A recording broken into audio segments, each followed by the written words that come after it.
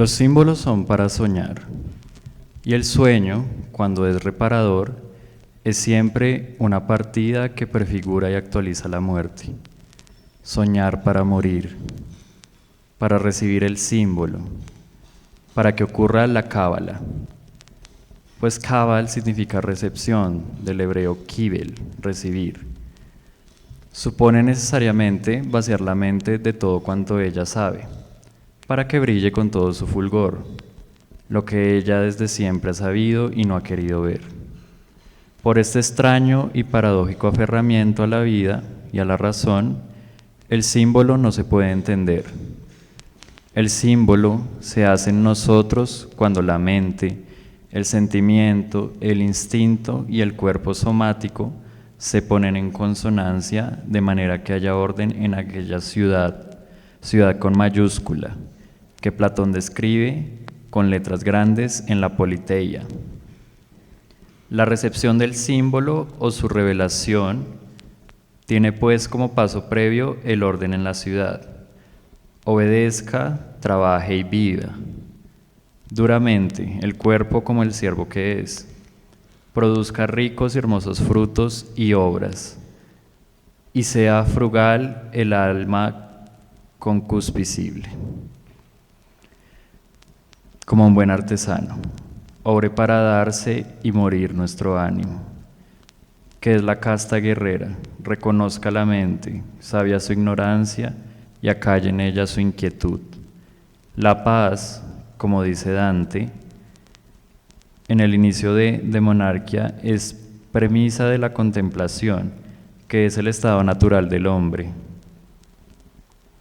Cuando contemplamos algo, la cascada, el pájaro, el fuego, ocurre el símbolo en nosotros. E inadvertidamente se acerca el alma a su no ser. No hay entonces espectador, sino solo lo que hay. Reconocemos lo uno en el todo.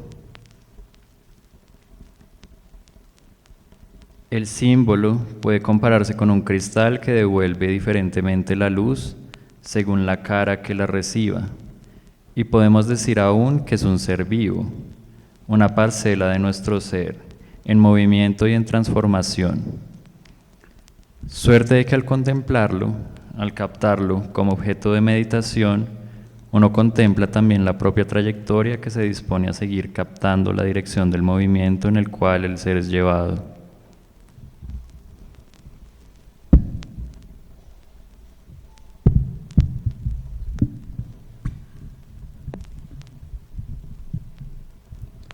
En el extremo opuesto de esta integración del film en la expedición se encuentra el film de Thor Heyerdahl.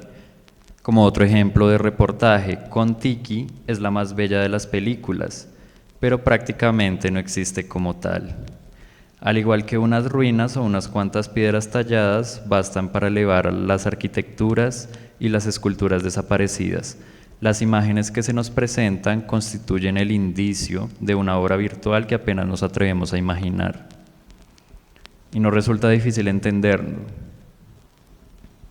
Es de sobra conocida la extraordinaria aventura de estos jóvenes sabios noruegos y suecos, decididos a demostrar que en contra de las hipótesis generalmente admitidas, la colonización de Polinesia pudo realizarse mediante migraciones marítimas del este hacia el oeste, es decir, desde las costas del Perú.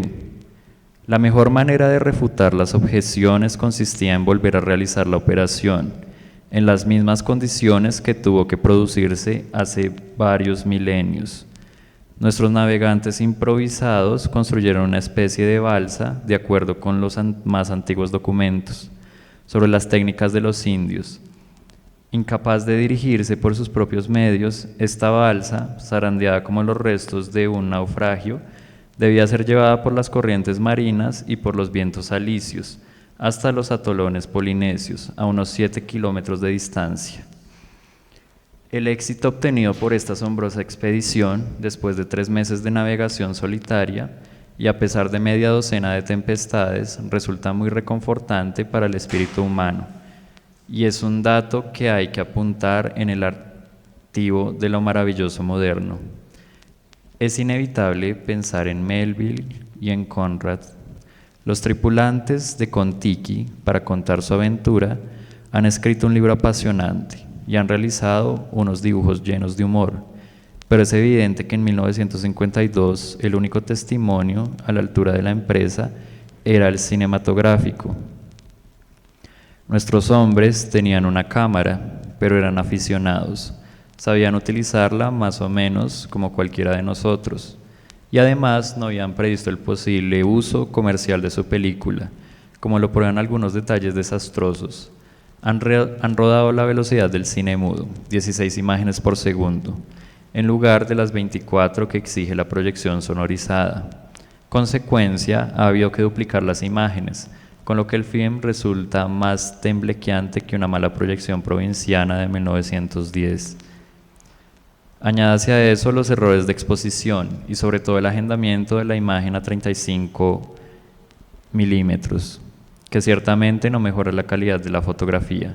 Pero esto no es lo más grave. Como la finalidad de la empresa no era en absoluto, ni siquiera secundariamente, la realización de un film, las condiciones de la toma de vistas no podían ser peores. La cámara no podía tener otro punto de vista que el operador ocasional situado al extremo de la balsa. Ningún traveling, naturalmente ningún ángulo picado, ni casi la posibilidad de hacer planos en conjunto de la embarcación desde el bote neumático. Finalmente, y sobre todo, si algo importante sucedía, una tempestad por ejemplo, el equipo tenía otras cosas que hacer antes que preocuparse por filmar, de tal suerte que nuestros aficionados han malgastado forzosamente bobinas retratando al loro mascota y las raciones alimenticias de la Intendencia Americana. Y sin embargo, Kon-Tiki es admirable y sobrecogedor. ¿Por qué? Porque su realización se identifica plenamente con la acción que relata de manera tan imperfecta porque no es en sí misma más que un aspecto de la aventura. Esas imágenes borrosas y temblorosas son como la memoria objetiva de los actores del drama. Ese tiburón ballena entrevisto en los reflejos del agua no se interesa por la rareza del animal o por el espectáculo, no se le ve apenas, y porque la imagen se ha formado en el mismo instante en que un capricho del monstruo podría aniquilar la embarcación, enviar la cámara y el operador a 7 u 8 mil metros de profundidad. La respuesta es fácil, no se trata de fotografiar al tiburón, sino el peligro.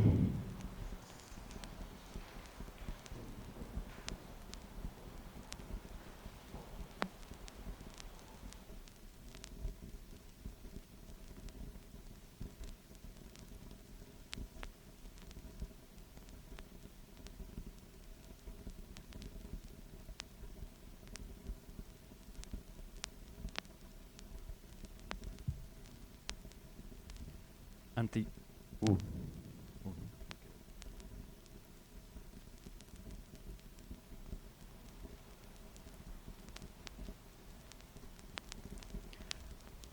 Antigüedades.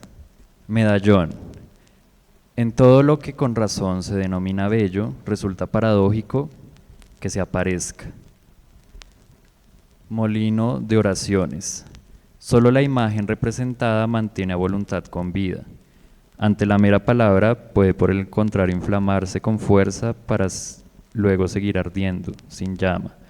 No hay voluntad sana sin la representación gráfica exacta. No hay representación sin inervación. Ahora bien, el aliento es su regulación más sutil. El sonido de las fórmulas es el canon de esta respiración. De ahí la práctica del yoga que medita respirando sobre sílabas sagradas. De ahí su omnipotencia. Cuchara antigua. Una cosa está reservada a los épicos más grandes, poder dar de comer a los héroes. Mapa antiguo. En un amor la mayoría busca una patria eterna, otros, pero muy pocos, el eterno viajar. Estos últimos son melancólicos que han de rehuir el contacto con la madre tierra. Buscan a quien mantenga alejada de ellos la nostalgia de la patria. A ese le son fieles. Los libros medievales sobre los temperamentos saben del anhelo de largos viajes de este tipo de hombres. Abanico. Se habrá hecho la siguiente experiencia. Cuando uno ama a una persona, incluso cuando solo piensa...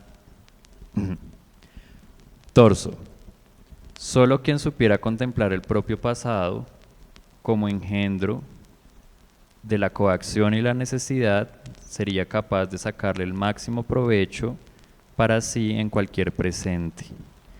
Pues lo que uno ha vivido es en el mejor de los casos comparable a una hermosa estatua que al ser transportada hubiera ido perdiendo todos los miembros y que ahora no ofreciera nada más que el valioso bloque en el que él tiene que tallar la imagen de su futuro.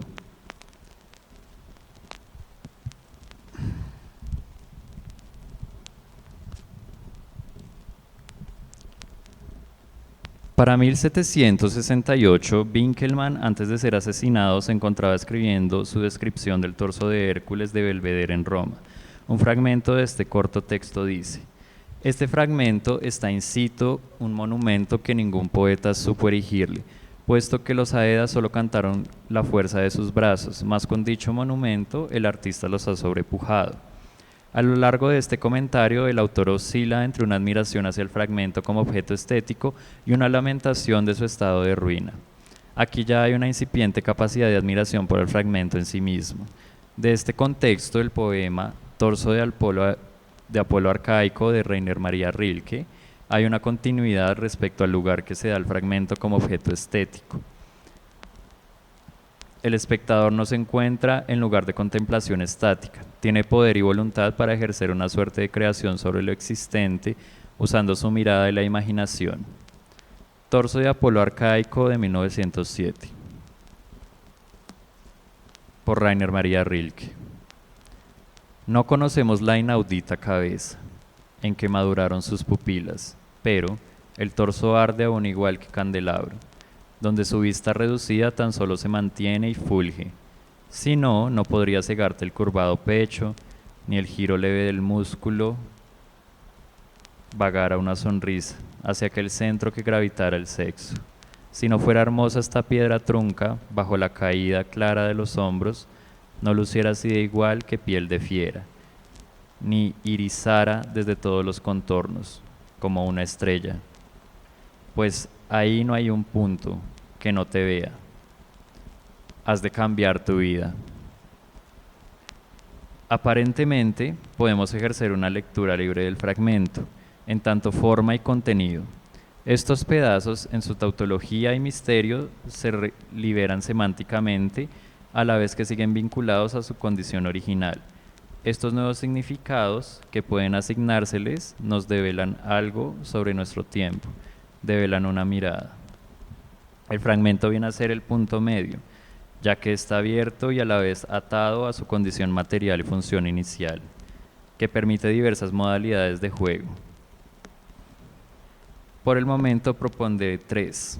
2 son de carácter historiográfico, arqueológico y 1 de construcción de imagen pictórica. En primer lugar está la pieza conocida como Estela Diurnamo, datada del 2097 al 2080 a.C., hallada por Leonard Woolley en 1925. En 1927 se presentó una primera reconstrucción de esta ejecutada por el padre León Legrain. En esta reconstrucción se planteó el orden de las escenas en ambas caras de la estela y las medidas de esta. La segunda reconstrucción se hizo en el 2001, a cargo de Jenny Boris Camby, del Museo de Arqueología y Antropología de la Universidad de Pensilvania. La caracterización establecida en la primera reconstrucción no cambió mucho desde este segundo momento. Encuentro particular este proceso al comparar la reconstrucción con las piezas reales de la estela, donde más del 70% es desconocido. En otros momentos, el fragmento es un pequeño acompañante para enfrentarnos al vacío.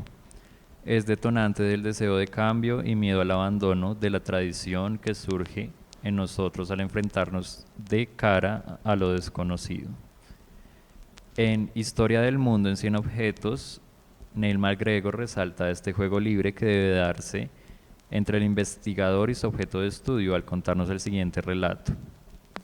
A mediados del siglo XVIII, el emperador Qianlong de China, un contemporáneo casi exacto de Jorge III de Inglaterra, También se dedicó a reunir, coleccionar, clasificar, catalogar y explorar el pasado, elaborar diccionarios y compilar enciclopedias y textos sobre lo que había descubierto, actuando a primera vista como un erudito europeo. Una de las muchas cosas que coleccionó fue un anillo obi de jade, muy parecido a los anillos de jade descubiertos en las tumbas de la dinastía Zhang hacia 1500 a.C. Su uso se desconoce todavía hoy, pero sin duda se trata de objetos de un elevado estatus y bellísima factura. El emperador Qianlong, admirado por la extraña elegancia del bi de jade que había encontrado, empezó a preguntarse para qué servía. Su planteamiento fue tan imaginativo como académico. Podía ver que era muy antiguo y repasó todos los objetos más o menos comparables que conocía, pero aparte de eso se sentía desconcertado. De modo que en un acto característico de su personalidad, escribió un poema sobre su tentativa de dar sentido a aquel objeto. Y luego, algo que quizás a nosotros nos resulte desconcertante, mandó inscribir el poema en su preciado objeto. En el poema, el emperador concluía que el hermoso bi había sido concebido para servir de base a un cuenco, de manera que le puso un cuenco encima. En este relato se hace patente esa posibilidad que nos entrega el fragmento a ser un lugar dulce e incómodo donde podemos escenificar esas utopías ajenas.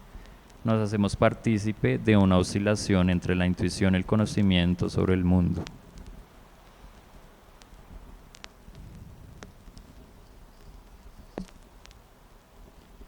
El último ejemplo es una anécdota relacionada con los estudios de Francis Bacon sobre el retrato del Papa Inocencio X de Diego Velázquez y cómo este es copiado, reinterpretado y resignificado en función de intenciones del pintor. Para ello, Bacon usó un fotograma de la famosa secuencia de los escalones de Odessa de la película de 1925 El acorazado Potemkin. En el fotograma se muestra el grito aterrorizado de una mujer mayor antes de que un balazo le atraviese el ojo. Lo que encuentro valioso de este ejemplo es cómo Francis Bacon toma dos fragmentos visuales de su entorno particular, los junta sin relación aparente y los hace trabajar juntos, a pesar de no poder arrancarlos de su contexto primigenio, en favor de su sentir y sus intenciones. El fragmento habla más directamente que un constructo, una totalidad o un conjunto, ya que nos habla por su materialidad misma. Es un salvavidas ante el naufragio constante entre un mar profundo de imágenes del mundo. Aparece como una pieza constituyente de lo inabarcable, que a su vez puede considerarse como un todo. Es evidente la polaridad entre la parte y el todo. Aquí se nos manifiesta el hecho de que el fragmento proviene de una ruptura o de una fractura. Esto implica un factor de tiempo en el cual se produce esa fractura. El fragmento, a diferencia del detalle, no tiene una totalidad que lo defina. Es evidente que provino de una totalidad, pero después de esta fractura, el fragmento se reconstituye y habilita su recreación. La totalidad de la que hacía parte es interrumpida y ahora el fragmento se hace totalidad, contenedor de detalles que debemos estudiar para saber eso que oculta. El fragmento se muestra a nuestros ojos tal como es y no se mantiene enteramente amarrado a su origen. Un ejemplo se da en el caso de los objetos utilitarios.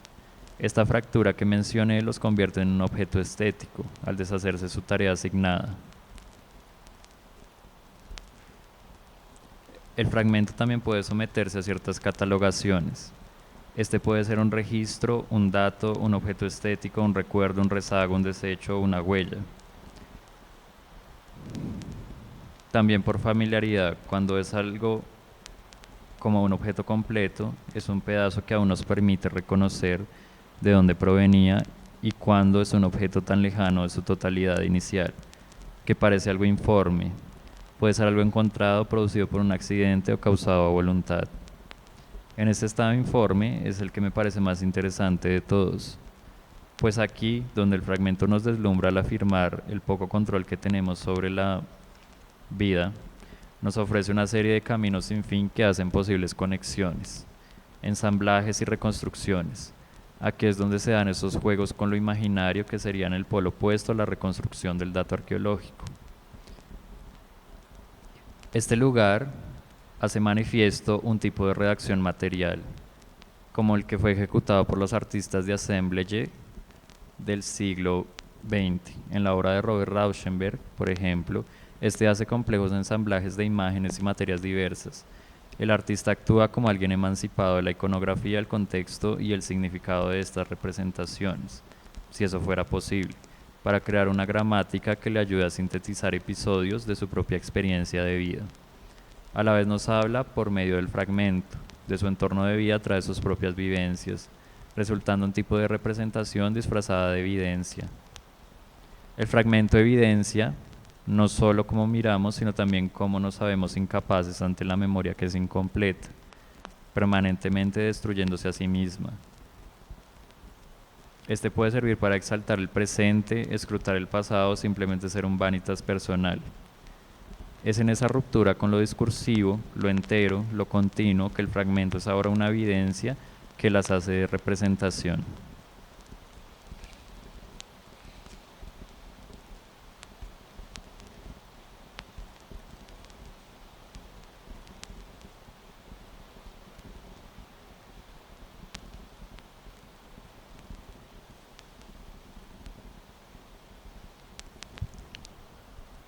El grabado de 1820, conocido como el modo en el que el joven Mennon, su cabeza, fue llevada hasta el Museo Británico y removida por Belzoni, fue concebido por Giovanni Belzoni y ejecutado por Agostino Aglio a partir de los apuntes de viaje del primero. Con esta estampa, el espectador es trasladado a un lugar donde está sucediendo un acontecimiento insólito. Un grupo de felas, campesinos o labradores en Medio Oriente, trasladan el colosal busto, sucediendo un acontecimiento insólito de algún faraón usando un mecanismo peculiarmente rústico que se enuncia en el modo en que está configurada la imagen. La imagen en cuestión es una estampa de 43.7 centímetros por 58 centímetros, ideada como una de las ilustraciones que acompañan el libro Narrative of the Operations and Recent Discoveries with the Pyramids, Temples, Tombs and Excavations in Egypt and Nubia, de 1820, de la autoría de Giovanni Belzoni.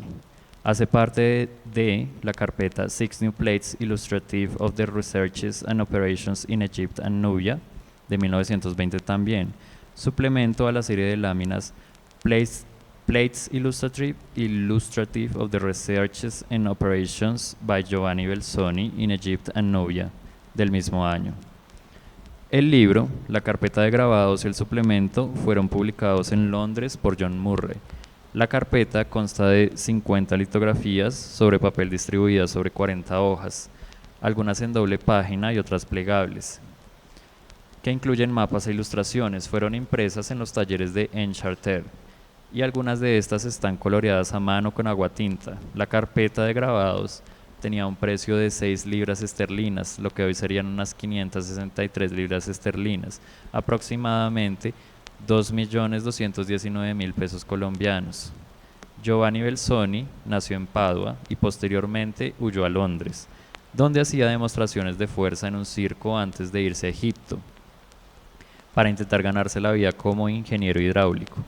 En 1915, Belzoni fue contratado por el cónsul británico en Egipto, Henry Salt, bajo la sugerencia del orientalista Johann Burckhardt, para mover la parte superior de una estatua de Ramsés II hacia la orilla del Nilo y posteriormente enviarla a Alejandría.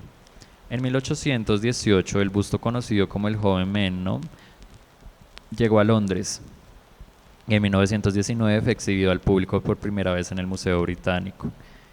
En 1820, Belzoni, convertido en un explorador y coleccionista de renombre, se trasladó a Londres. Este inició por escribir un libro y consiguió publicarlo bajo la editorial John Murray, una de las más prestigiosas de la época. Belzoni escribe este libro muy rápidamente, como advierte en la introducción de sus Narratives de 1820, sacrificando un estilo erudito en su escritura, algo que resultó muy provechoso al poder hacer accesible su relato a un público más amplio.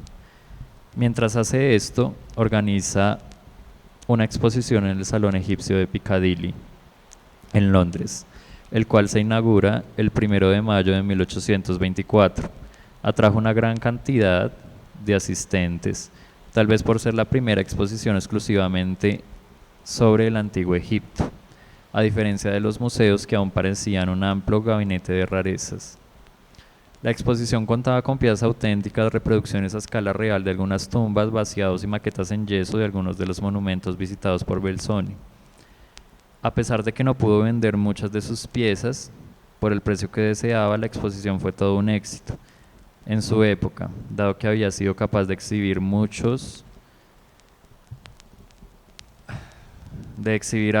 muchos miles de kilómetros de su exótico lugar de origen, los resultados de la exploración y el descubrimiento. Después de su muerte, la exposición fue trasladada por su esposa a París, teniendo un éxito similar al que tuvo en Londres. La sensibilidad de este público atenta a las nuevas noticias de esta civilización caída es traída a estos días en el celebrado Ozymandias de 1818 de Percy Bysshe Shelley, el cual presumía se estaba inspirado por el busto conocido como el joven Memnon, el cual se encuentra hoy en el Museo Británico. I met a traveler from an antique land who said, "Two vast and trunkless legs of stone stand in the desert. Near them, on the sand, half sunk and shattered visage lies, whose frown and wrinkled lip, and a sneer of cold command, tell that is a sculpture well those passion read, which yet survive stamped on these lifeless things, the hand that mocked them, and the heart that feed. On the pedestal, these words appear. My name is Ozymandias, King of Kings. Look at my works, ye mighty, and despair. Nothing besides remains round the decay of that colossal wreck, boundless and bare. The lone and leaven sands stretch far away." La escultura está hecha en granito rojo. Mide 266 centímetros de alto por 203.3 de ancho y pesa unos 7.250 kilogramos. En la imaginación del público de la época, la verdad se funde con la invención. Ha sido capaz de crear fábulas que pueden confundirse con la historia misma y que han quedado fijadas en el relato de la historia. Se cree que este poema fue escrito por Shelley tras haber visto el joven Memnon cuando fue exhibido por primera vez en el British Museum. Lo cierto es que para el momento en que se supone el busto de Belzoni, el joven Memnon influenció el poema de Shelley y este se encontraba almacenado en el puerto de Valletta en un barco en alta mar. Incluso se ha creído que la inscripción enunciada en el poema correspondía con los textos presentes en los templos.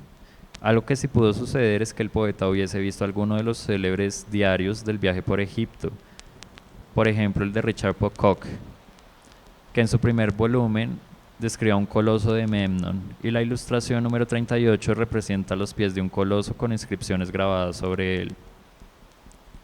Esto hace patente como para la época fueron fundamentales la crónica visual y escrita, que incluso en sus alteraciones respecto a la realidad, a lo que hoy puede parecernos errores o productos de imprecisiones, constituyeron esa imagen del Egipto eterno. Es importante mencionar que no fue algo exclusivo de las artes este juego con lo fáctico. Los viajeros y descubridores usaron efectos similares en pos de presentar una imagen magnificada de los acontecimientos.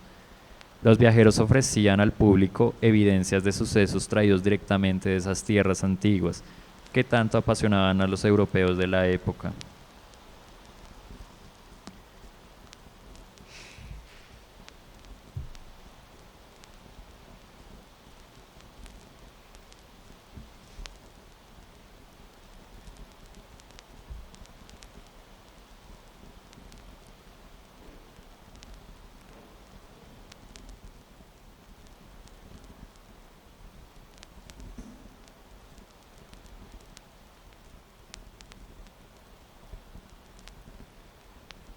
Esta figuración del país del Nilo bien puede entenderse como una egiptomanía, un término planteado por Francisco Gómez y Antonio Pérez en su libro de título homónimo.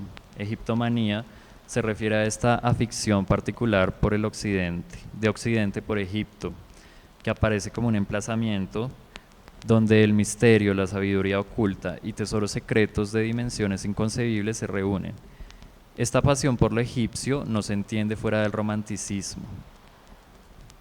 De vuelta a la imagen, el rasgo más peculiar de esta se percibe cuando se hace una comparación antropométrica de las figuras con respecto a la escala del busto. Encuentro que la dimensión de la escultura está exagerada, y algo que acentúa el esfuerzo de los campesinos que mueven la monumental figura. Hay un peso que además de lo físico evoca una trascendencia, un peso del tiempo, donde los hombres, mostrados como homogéneos trazos simples, afrontan la vastedad de un terreno. El faraón Dios, después de 3000 años, se aleja de su emplazamiento ideado para que permaneciese así allí perpetuamente, sin un cortejo fúnebre e involucrado en una carrera por el poderío simbólico entre Francia e Inglaterra. En esta ilustración y en el diario publicado por Belzoni puede hacerse un parangón en cuanto a las imágenes que éste busca evocar y el modo entre realidad y fantasía en el cual las plantea.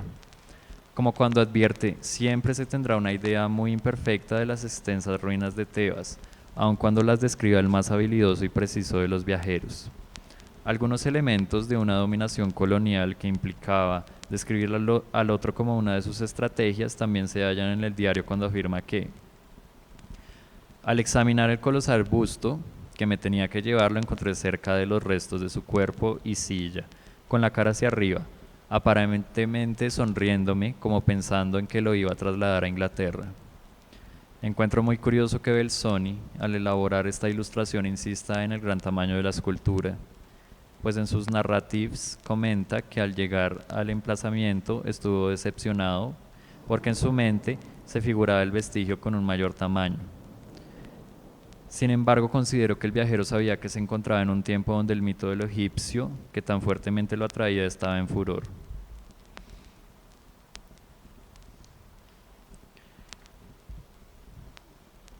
Para 1798, Napoleón y su ejército llegan a Egipto con el objetivo de iniciar una ocupación y conquista del país africano. De esta empresa resulta lo que se conoce como la Expedición Napoleónica por Egipto. Esta es considerada por los historiadores como un acontecimiento clave, ya que simboliza el inicio de los tiempos contemporáneos en el mundo árabe y de la hegemonía europea sobre la región. La expedición hizo que Europa volviera la mirada sobre Egipto. Conocer los tiempos remotos de este país fue para algunos un genuino interés que simultáneamente contribuía a dilucidar la historia de la humanidad y servía como instrumento de poder. Justificándose en esta tarea, Inglaterra y Francia inician una carrera por describir obstinadamente el antiguo Egipto, que emergía de las arenas profundas de este país desordenado y exótico. En esta representación no hubo interlocución alguna de ese otro que estaba siendo valorado en su pasado remoto, mientras se eludía la actualidad de lo que sucedía en el territorio. Como decía Edward Said en su libro Orientalismo, donde dilucida este término a profundidad, la descripción del Egipto fue una obra decisiva que proporcionó al orientalismo su escenario y decorado, además de que permitió y reforzó la absorción totalmente orientalista de Egipto a través de los instrumentos del conocimiento y del poder occidentales. Estos ejercicios de conocimiento alimentaron a un público plenamente interesado con una serie de datos y narraciones, donde la imaginación se entremezcla con lo fáctico y lo mítico se sustenta con los vestigios. Además del ejercicio de descripción, otra actividad que llama la atención de este periodo es el torrente de traslados de materialidades culturales de Egipto a los países europeos. El interés por el vestigio material, el refuerzo del mito son una parte fundamental para este redescubrimiento y apropiación de un país sobre otro. Como es descrito por Francisco Gómez y Antonio Pérez, en la época no había interés local alguno por estos restos, ya que eran tomados como objetos revestidos con un halo de magia negra o piedras sin importancia. Las reinterpretaciones dadas por los cristianos a las monumentales construcciones y el olvido causado por el establecimiento del Islam en el país contribuyeron a hacer aún más hermético el significado de estas ruinas. Durante el gobierno de Mehmet Ali, este ofreció a estos dos países europeos, Francia e Inglaterra, vestigios monumentales como símbolo de sus buenas relaciones entre ambos países. También los diplomáticos de estos países europeos, como Bernardino Drobetti y Henry Salt, aprovecharon su posición para satisfacer su avidez por coleccionar. En otros casos, algunos jefes militares, adivinando su importancia, tomaron objetos bajo su protección personal. El transporte y posterior emplazamiento de los monumentos antiguos eran operaciones complejas que requerían un gran esfuerzo, tanto en el aspecto técnico como económico. Opino que estas maniobras fueron otra de las formas de Occidente para demostrar su capacidad de dominación, haciéndola evidente en estos despliegues de audacia tecnológica y capacidad de financiación. Estas prácticas encubren toda una estructura de dominación que requería la elaboración de un pasado remoto real o inventado. Mientras simultáneamente se ejerce el exotismo al insertar episodios de este pasado en acontecimientos que ocurrían en la actualidad del país del Nilo. Los vestigios, además de componer un botín, son resignificados en algunos países europeos, transformándose en símbolos de identidad nacional. Esto servía para declarar una capacidad de poder sobre el otro y además vincularse a sí mismos con una cronología que va más atrás del tiempo conocido por su propia historia, además de que podían transfigurar este relato a voluntad. Dicho esto, noto que en el grabado somos espectadores de cómo la estatua, trasladada por muchos hombres, se mueve en un trineo al lado de 4 gruesas cuerdas, mientras otros 2 se encargan intercaladamente de retirar un último tronco e insertarlo nuevamente al frente. Este sistema recuerda al usado en el Antiguo Egipto para desplazar los grandes bloques de piedra, en el cual en lugar de usar cilindros, se humedecía la arena para que se compactara y generara una superficie lisa y resbaladiza. Nuevamente, aquí encontramos otro juego con lo fáctico, esta vez en pos del exotismo y una suerte de anacronismo. Este mecanismo de poder y otros fueron claves. En este mecanismo de poder fueron claves los viajeros, artistas, ingenieros, oficiales militares y científicos, ya que sirvieron como agentes colonizadores al perseguir un prestigio para sí mismos y para su nación empleadora. Durante las primeras 2 décadas del siglo XIX, el conocimiento sobre el antiguo Egipto estaba fundado en la literatura de viajes, que iba desde los tiempos de Heródoto hasta lo producido durante la expedición napoleónica. Estas fuentes prevalecen hasta que entre 1822 y 1824 Champollion completa y publica el desciframiento de la escritura jeroglífica. La literatura de viajes en particular ensambló para el público la estampa de ese antiguo Egipto mágico y oculto que sin precedentes emergía entre sus ojos. Peter Clayton, en su libro compilatorio Redescubrimiento del Antiguo Egipto, Artistas y Viajeros del siglo XIX, presenta un breve panorama de lo producido por esta diversa red de viajeros, artistas y científicos. El viajero, además de revivir los monumentos, debía ser capaz de registrar sus experiencias tanto con el pincel como con el lápiz. Algunos de los trabajos más famosos de la época fueron A Description of the East in Some Countries, de Richard Pocock, Voyage en Syrie en Egypte, del conde de Volney, Voyage dans la Veis et le Haut Egypte, de Vivant Denon, y la extensa descripción del Egipto. Esta producción es una pieza clave en cuanto a la configuración imaginativa del antiguo Egipto, de la cual parte de ella aún pervive hasta hoy.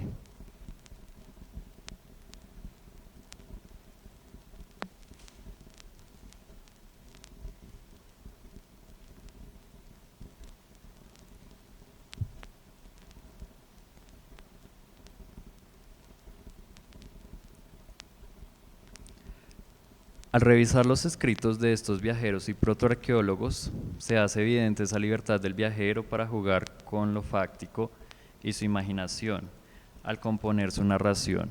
Algo paradójico, pues eso es un supuesto, o se supone que en estos diarios de viajes el autor es testigo de acontecimientos que trae hasta nosotros del mejor modo que le es posible. Sin embargo, puede que en su búsqueda de fortuna e inmortalidad los viajeros alteraran las producciones sin saber que contribuían a un uso de la literatura en la construcción de conciencia nacional, para apaciguar las pasiones del público o satisfacer la necesidad de ocio. En esta imagen, su autor intelectual, Giovanni Belzoni, traslada su producción escrita, aparentemente sin adornos, a una imagen. Tal vez esté sin saberse al servicio de un ejercicio de poder de una nación sobre otra, dio paso a la fantasía, a la vez que buscaba hacer una narración fiel a su tiempo, a su público y a su percepción de los hechos. Esta estampa es una de miles que nos han llegado de una imagen de Egipto mediada por las figuraciones e interpretaciones y redescubrimientos de un amplio sistema de viajeros. Estas imágenes resultantes de episodios de exploración y redescubrimiento ofrecieron en su tiempo la posibilidad de trasladar la mirada a parajes insólitos, construir utopías ajenas y mostrar realidades que superaban a la imaginación.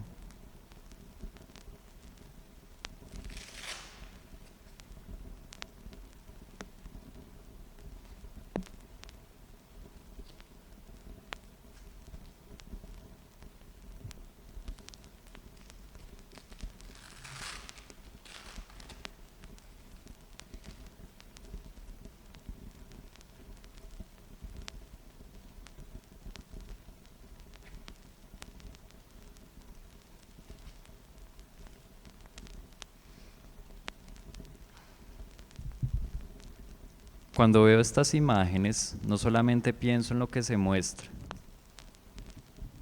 En esta imagen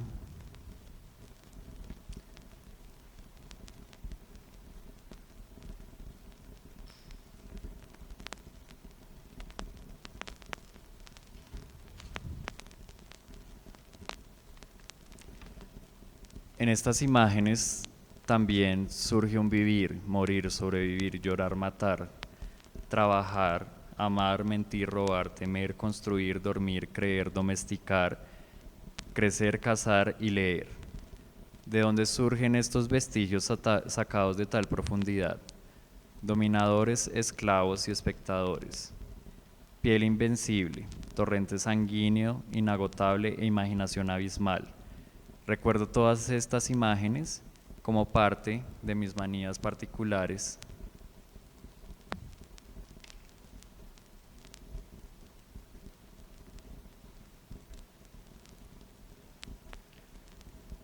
El temor y el asombro por el mar, la extrañeza con los peces, la sedimentación de las civilizaciones, una ruina sobre otra, mis juguetes de niño viejo, boxeadores, nadadores y ropa interior de hombre, el color característico de estos artículos y flores que gotean y balazos mudos.